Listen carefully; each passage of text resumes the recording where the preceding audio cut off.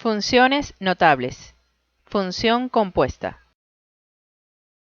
Sean f y g funciones reales de variable real, con f de x y g de x sus imágenes, respectivamente. Se define función compuesta, g compuesta con f, como la función f de g de x.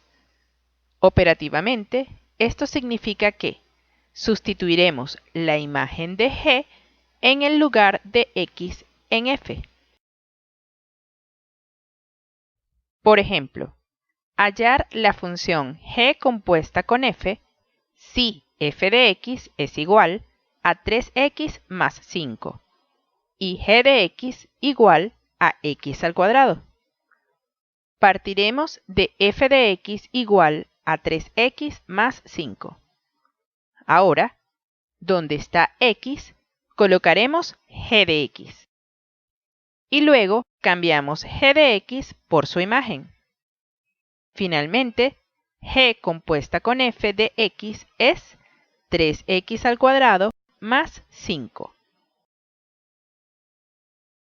Observa que esta expresión se lee g compuesta con f, mientras que escrito de esta manera se lee f de g de x.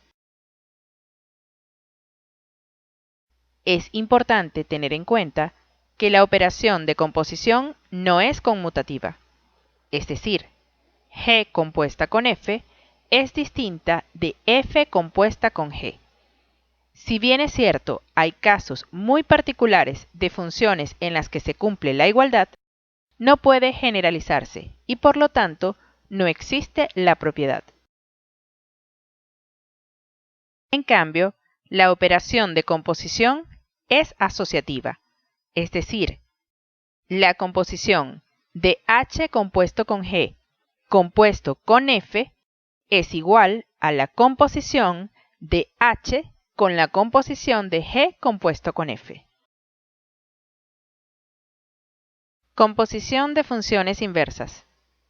F inversa compuesta con f es igual a f compuesta con f inversa e igual a la matriz identidad. ¿Qué te ha parecido la lección? Comparte tus opiniones con nosotros a través de comentarios e invita a tus amigos a seguir nuestras producciones. Tu profesor virtual. Soluciones virtuales a tus necesidades académicas.